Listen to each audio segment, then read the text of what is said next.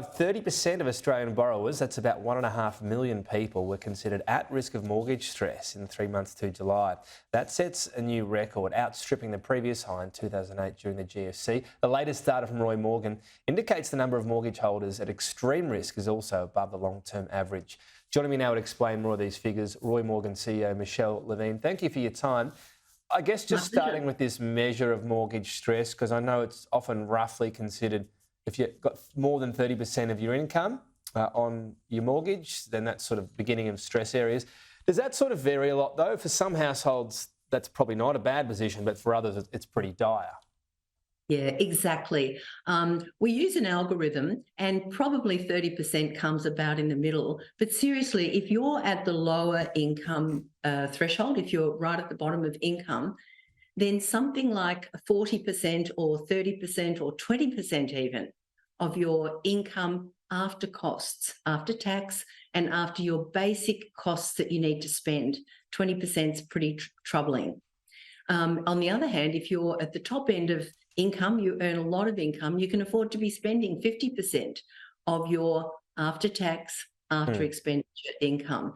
And really, the banks have always realised this. If you go online and work out how much you can borrow, these are the kind of numbers that you would put into a calculator. So that's exactly the kind of thing we do in determining whether a mortgage person is at risk. Yeah, okay, so that's good. Got a bit more of that nuance involved there. When we're talking about mortgage stress and how often that ticks over into default, is this very much about, things can get pretty bad even if you've got a job, but once you don't have a job, that's when it gets impossible for people. So the one good thing is at the moment the employment market's holding up and people are hanging in there and just waiting for things to ease. Yeah, absolutely. Clearly if interest rates go up, then the amount of money that people have to pay off their mortgage, assuming that they're not on a fixed rate, is going to go up. But the thing that really makes it incredibly difficult is if one or two people in a household lose their income. And, that's the kind of thing that we saw during the global financial crisis. If people kept their job, they were just fine. It was an academic exercise, the global financial crisis. Once you lose your job, or once your partner loses their job, or you have a child and somebody drops to part-time, it's a direct hit on your ability to pay. Yeah, and that's the big question. So far the jobs market's holding up okay, but we hear the Reserve Bank talking about maybe it'll go to 4.5%. And in their language, it sort of needs to, but that's hundreds of thousands of people that would go from mortgage stress to something certainly a lot more dire, some major decisions and doing everything they can to hang on to their house. Yes, absolutely. Look, there's lots of numbers on unemployment. Roy Morgan unemployment numbers are at 9% at the moment. The ABS and government stats that they look at are a pretty tight measure of unemployment. So you have to be, really not between jobs or doing a little bit of casual work or whatever. You have to be, really totally unemployed. So we would say that the number's more like 9. However, having said that, it really is about more people becoming unemployed or underemployed, because that's the other thing.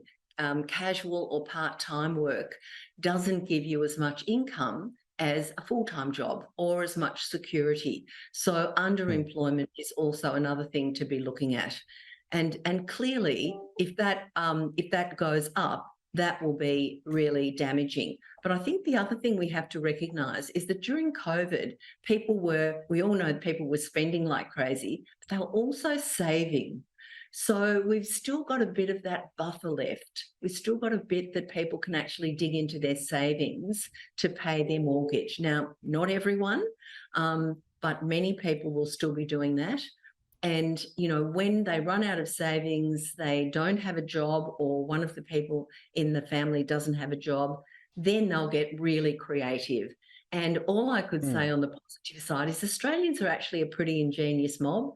And I think we'll see creative behaviour from the banks, and I think we'll see creative behaviour from people to try and hang on to their home, because it's really important to people. Whether we think everyone should have a home or should be renting, it's really, really important to people. They'll do whatever it takes.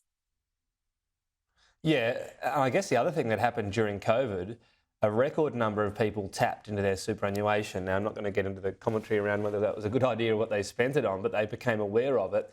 One of the reasons you can always tap into super is to pay off your home loan. Now, don't take this as financial advice, anyone out there watching, but if there's no other option at all, this is an option for people. So is this another reason why, when we're talking about mortgage default, the number in Australia is going to be lower than it otherwise might be, considering our super balances compared to the rest of the world?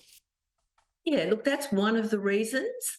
I think the reality is the people that it will be kind of most dramatically hit are the people at the lower income end. It's actually not those wealthy people that have taken on a house that was outrageously large. It's the people that are really kind of going to be struggling just to make ends meet. They'll be really struggling. They're unlikely to have really substantial balances in their superannuation fund.